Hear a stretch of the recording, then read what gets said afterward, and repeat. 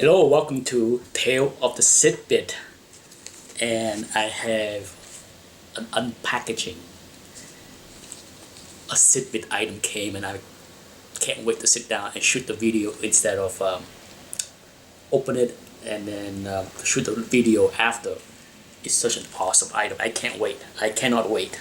Wait until you see, but skip to the end if you don't want to hear a story. You know how Tale of the SITBIT is always a story at the beginning. Even a SITBIT was winding down, I still had a bunch of ideas that I tossed around to try to get people involved. Quite a few. One of them was an idea that came from me talking with my best buddy at the time. He's a big film buff, huge film buff.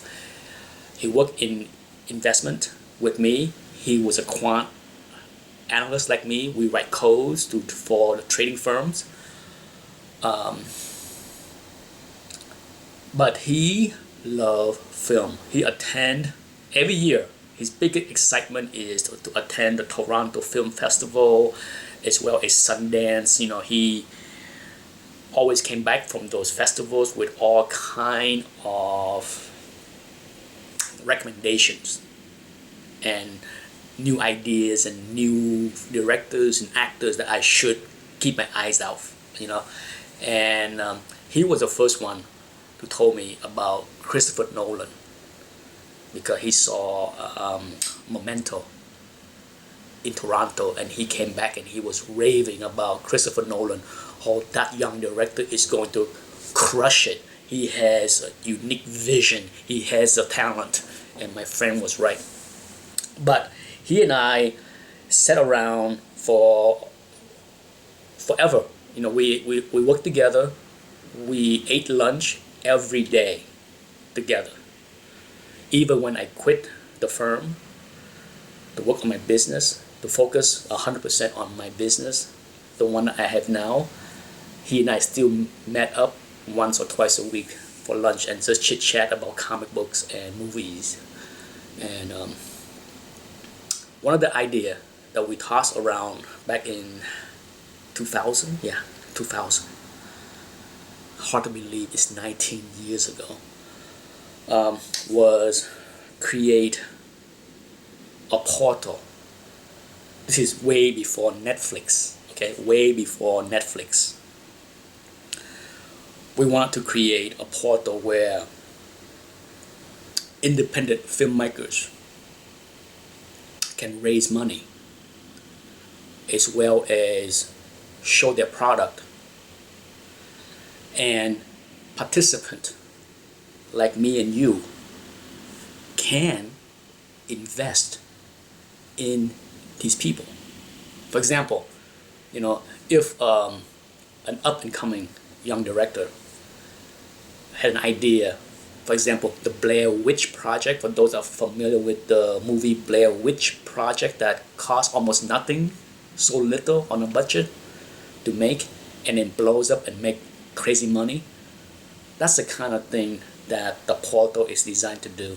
It's designed for independent filmmakers to pitch their ideas, as well as up-and-coming actors, directors, you name it. Anybody that want to be in the business that does not have a foothold in the business, don't know how to get in the business,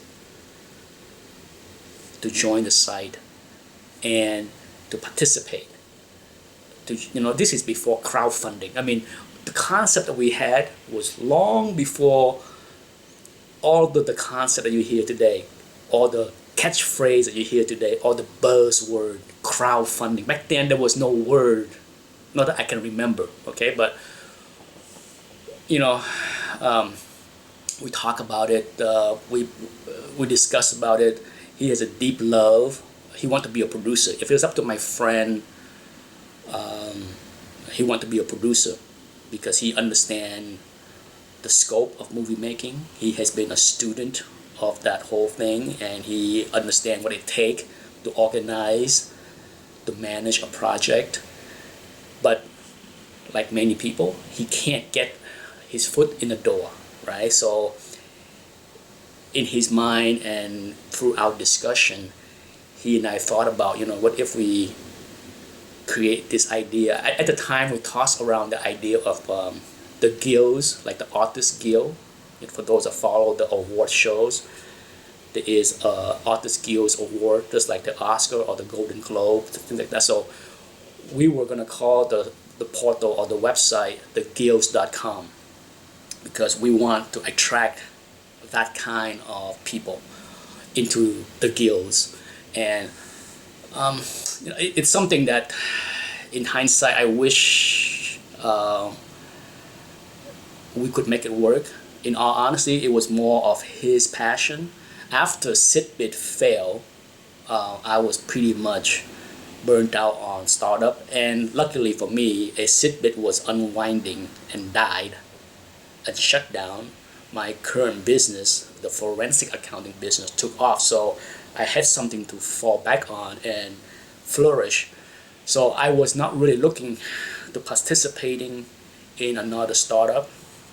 He was, okay? He was. He wanted to, and I think we probably would have done something if he did not move. He moved to New York City shortly after that in 2002.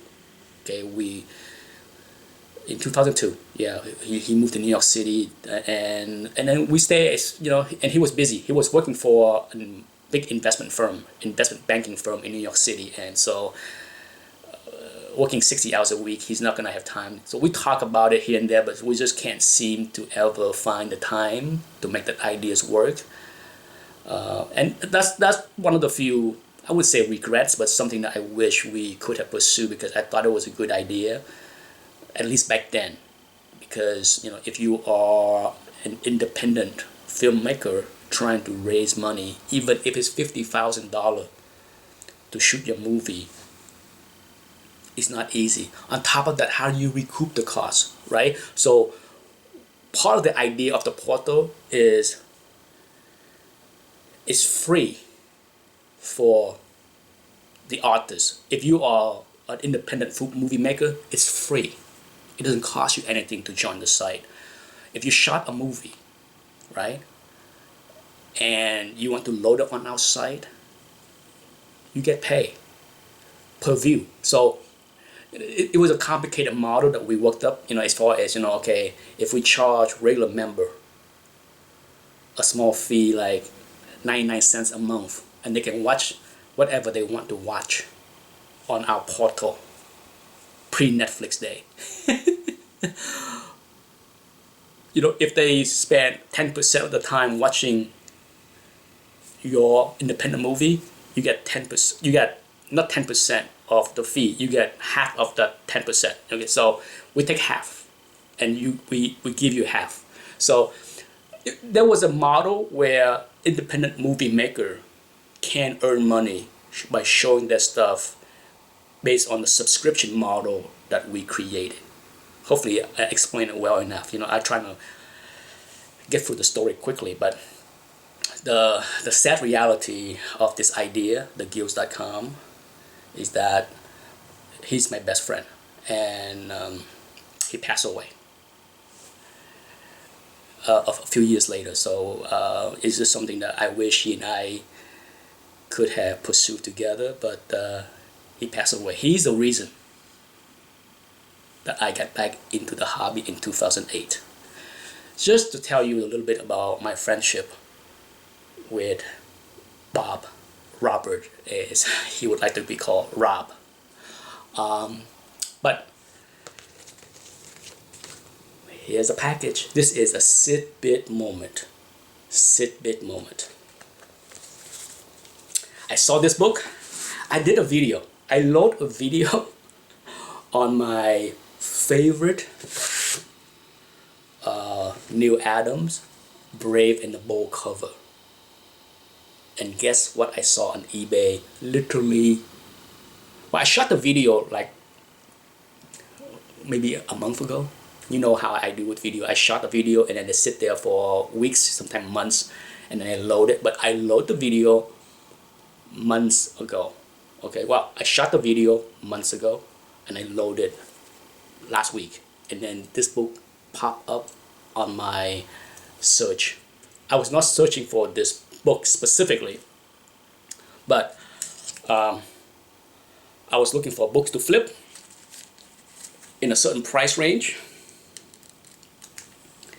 and this book popped up,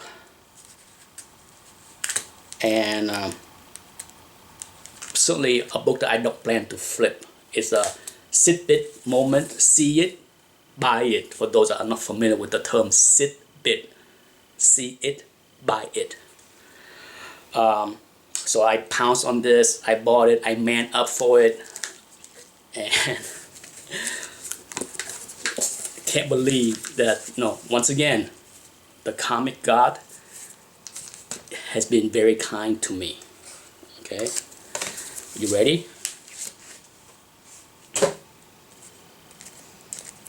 Here's the back of the book. 1, 2, 3. Wait. Yeah. Just wait.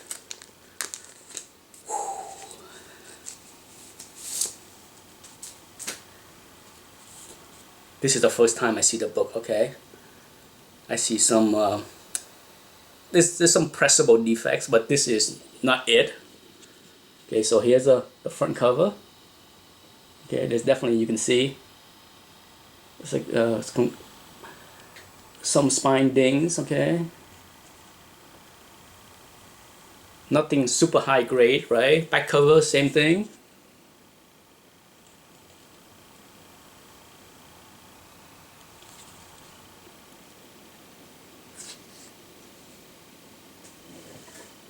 Yeah, double covers. Yeah, my favorite, Brave and the Bold, New Adams, and it's a double cover. You think I will pass that up?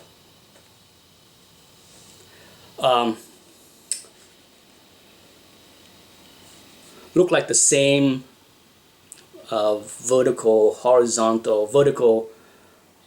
dent is also on the interior cover.